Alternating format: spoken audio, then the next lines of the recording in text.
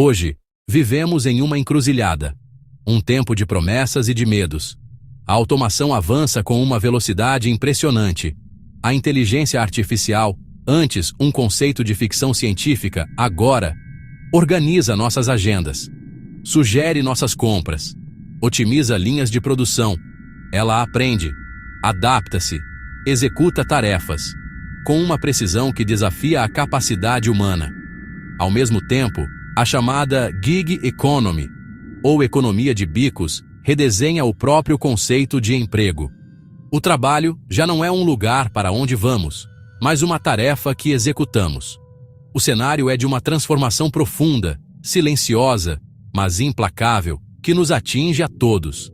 Essa nova paisagem do trabalho se apresenta com o verniz da modernidade. Eficiência. Empresas celebram a otimização de custos, aumento da produtividade. Plataformas digitais oferecem uma suposta liberdade, a chance de ser seu próprio chefe. Mas por trás dessa fachada brilhante, uma correnteza sombria começa a se formar. A tecnologia não está apenas mudando as ferramentas que usamos. Ela está reconfigurando as relações de poder. Ela está alterando fundamentalmente o valor que atribuímos ao trabalho humano. A questão que paira no ar, muitas vezes não dita, é profunda e perturbadora. Neste novo mundo, qual é o nosso lugar? A promessa era de que a tecnologia nos libertaria das tarefas repetitivas e maçantes. Teríamos mais tempo para a criatividade, para o lazer, para o que nos torna humanos. No entanto, a realidade que se desenha parece distante desse ideal. A automação não apenas substitui o trabalho braçal, mas avança sobre profissões antes consideradas seguras. Analistas, redatores, designers, até mesmo médicos, advogados. A inteligência artificial não é mais uma simples ferramenta. Ela se torna uma competidora, uma força de trabalho. Não cansa, não pede aumento, não se organiza em sindicatos. O futuro do trabalho chega com a frieza de um cálculo matemático. E assim, somos convidados a participar de um jogo cujas regras não escrevemos. Um jogo onde a eficiência é a métrica suprema. A economia de bicos nos fragmenta em trabalhadores individuais, competindo uns contra os outros por tarefas cada vez mais específicas e mal remuneradas. A automação nos compara a um padrão de perfeição inatingível. Estamos imersos em um ecossistema que parece projetado para nos lembrar constantemente de nossa falibilidade, nossa lentidão, nossa condição humana. O espelho da modernidade reflete uma imagem que nos questiona. Somos necessários ou apenas temporariamente úteis? A palavra de ordem do novo mercado é flexibilidade. Ela é vendida como um benefício, um sinônimo de autonomia e liberdade. Seja flexível com seus horários, seja flexível com suas tarefas, seja flexível com sua localização. No entanto, essa flexibilidade tem um custo oculto, e quem o paga é sempre o trabalhador. A flexibilidade exigida pelo mercado é a institucionalização da instabilidade. O contrato de trabalho de longo prazo, com seus direitos e proteções, torna-se uma relíquia do passado. Contratos de projeto, trabalho temporário, status de prestador de serviços. O vínculo se torna frágil. Essa fragilidade transforma o trabalhador em um recurso facilmente substituível. Você não é mais um membro de uma equipe, com uma história e um papel na organização. Você é uma peça em uma engrenagem, que pode ser trocada a qualquer momento por outra mais barata ou mais eficiente. A lealdade, antes uma via de mão dupla entre empresa e empregado, torna-se um conceito obsoleto. A empresa exige dedicação total para o projeto atual, mas não oferece nenhuma garantia para o amanhã. Essa dinâmica cria um estado de ansiedade permanente. O trabalhador está sempre em busca do próximo bico, do próximo projeto, vivendo em um ciclo interminável de incerteza. A descartabilidade é a lógica central deste novo sistema. Assim como atualizamos um software ou trocamos um componente defeituoso em uma máquina, o mercado passa a tratar as pessoas. Suas habilidades se tornaram obsoletas? Você é descartado. Alguém mais jovem aceita trabalhar por menos? Você é descartado. Um algoritmo pode fazer seu trabalho com mais rapidez? Você é descartado. Não há espaço para o aprendizado lento, para o desenvolvimento de carreira, para a experiência acumulada ao longo de anos. O valor é medido apenas pela utilidade imediata e pelo custo-benefício. O ser humano é reduzido a uma linha em uma planilha de custos. Essa condição de ser descartável corrói a própria identidade do indivíduo. Vivemos um paradoxo desconcertante. Nunca na história da humanidade tivemos tanto avanço tecnológico. Carros autônomos, diagnósticos médicos, por IA, automação industrial, em níveis sem precedentes. O progresso é visível, palpável, inegável. A promessa inerente a esse avanço sempre foi a de uma vida melhor para todos. Mais riqueza, mais tempo livre, menos sofrimento. No entanto, o que vemos em muitos setores da sociedade é o oposto, um aumento da precarização social. A tecnologia, que deveria servir à humanidade, parece estar servindo apenas a uma pequena parcela dela, enquanto aprofunda a insegurança para a maioria. Essa tensão entre avanço e degradação não é um acidente. Uma balança antiga e enferrujada é o resultado de um modelo que prioriza o lucro acima de tudo.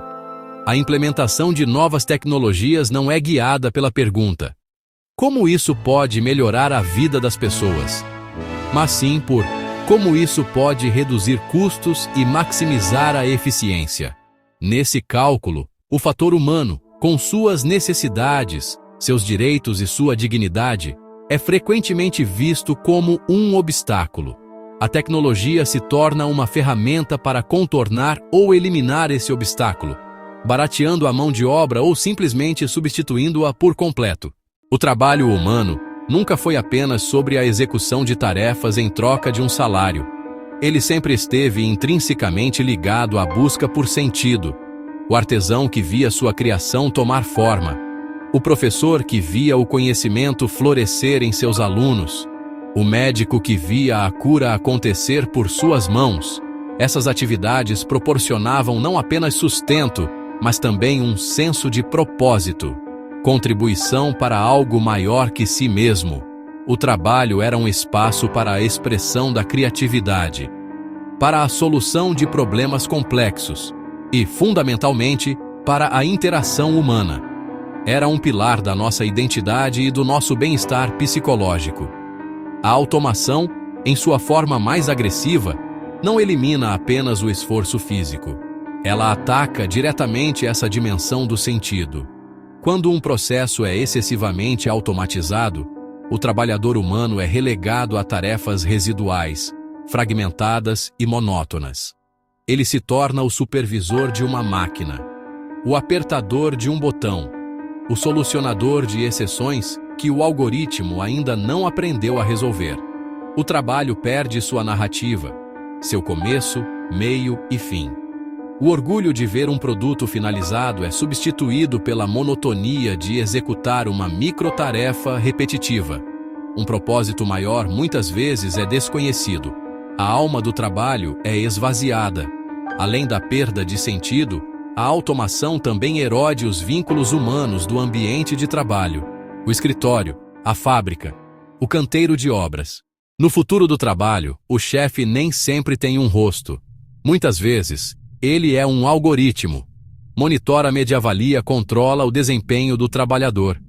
Para o motorista de aplicativo, o algoritmo dita as rotas, calcula o preço, decide se seu desempenho é bom o suficiente para continuar na plataforma. Para o trabalhador de um centro de distribuição, o algoritmo mede cada segundo, rastreia cada movimento e define metas de produtividade desumanas. Essa vigilância é constante e implacável e desprovida de qualquer contexto ou empatia. O gerente humano, com quem se podia dialogar ou negociar, é substituído por um juiz digital inflexível. Essa gestão algorítmica transforma o ser humano em um conjunto de dados. Você não é mais um profissional com habilidades, experiências, limitações. Você é uma pontuação, uma taxa de eficiência, um gráfico de desempenho. Sua complexidade humana é achatada e reduzida a métricas quantificáveis. Seus dias bons e ruins, seus problemas pessoais, sua necessidade de descanso, nada disso entra na equação. O algoritmo só entende de números. E quando seus números não atingem o padrão esperado, a punição é automática e, muitas vezes, sem direito à apelação. A desativação da conta, eufemismo para a demissão, pode acontecer com um simples clique, sem aviso prévio ou justificativa. Já curtiu o vídeo? Clique agora em curtir e vamos continuando. A gig economy, ou economia de bicos, chega com um discurso sedutor. Seja seu próprio chefe. Trabalhe quando quiser. Tenha flexibilidade total. Para muitos, especialmente em um cenário de desemprego crescente, essa promessa soa como uma libertação. A ideia de controlar a própria agenda e escolher os próprios projetos é atraente. No entanto, por trás dessa fachada, esconde-se insegurança e ausência de direitos. A liberdade prometida é, muitas vezes, uma ilusão. Uma ilusão que mascara uma nova forma de servidão. O empreendedor da gig economy, na prática, não é um chefe. É um trabalhador autônomo, sem os benefícios do empregado e sem o poder de um empresário. Ele não define o preço do seu serviço, a plataforma o faz. Ele não escolhe seus clientes, o algoritmo os designa. Ele não controla as condições de trabalho, deve aderir às regras da empresa. A suposta flexibilidade se revela como disponibilidade constante. Para garantir uma renda mínima, precisa estar permanentemente conectado, pronto para aceitar a próxima tarefa, submetendo-se à ditadura da demanda e à tirania das avaliações. A consequência mais grave é a aniquilação dos direitos trabalhistas. Férias remuneradas, licença médica, 13º salário, fundo de garantia, aposentadoria, tudo isso desaparece. O trabalhador arca com todos os custos e riscos do negócio, o veículo, o combustível, a manutenção, o seguro, os dados de internet. Se inscreva no canal para sempre receber vídeos novos. Em um sistema cada vez mais otimizado para a eficiência, a produtividade e o lucro, uma pergunta fundamental emerge com urgência. Onde fica o ser humano? O que acontece com as qualidades que nos definem nossa criatividade, nossa empatia, nossa capacidade de julgamento, nosso desejo por conexão e propósito? Quando o sistema valoriza apenas o que pode ser medido, quantificado e automatizado, estamos construindo um futuro do trabalho que parece ter cada vez menos espaço para a própria humanidade. O ser humano se torna o fantasma na máquina, uma presença incômoda, uma variável imprevisível em um sistema que anseia pela perfeição mecânica. A lógica do mercado, levada ao extremo pela tecnologia, trata o humano como um recurso a ser explorado até seu esgotamento. A criatividade é bem-vinda, desde que gere inovação lucrativa. A empatia é útil, desde que melhore a experiência do cliente e aumente as vendas. No entanto, quando essas qualidades entram em conflito com a meta de produtividade ou com a redução de custos, elas são rapidamente descartadas. O sistema não nos pergunta: como você está se sentindo? Ele pergunta: quão produtivo você foi hoje? A nossa humanidade só é tolerada enquanto serve aos interesses do capital. Filósofos como Byung-Chul Han descrevem nossa era como a sociedade do cansaço. Não somos mais oprimidos por uma força externa que nos proíbe de fazer as coisas, como na sociedade disciplinar de Foucault. Em vez disso, somos impelidos por uma pressão interna para sermos sempre mais produtivos, mais otimizados, mais bem-sucedidos. Nós nos tornamos nossos próprios capatazes. A exploração não vem de um chefe com um chicote, mas de uma autoexigência internalizada. Você pode ser o que quiser, diz o mantra neoliberal. O resultado é a exaustão, o burnout e a depressão. Pois a falha em atingir esse ideal inalcançável é vista como um fracasso pessoal, não como uma falha do sistema.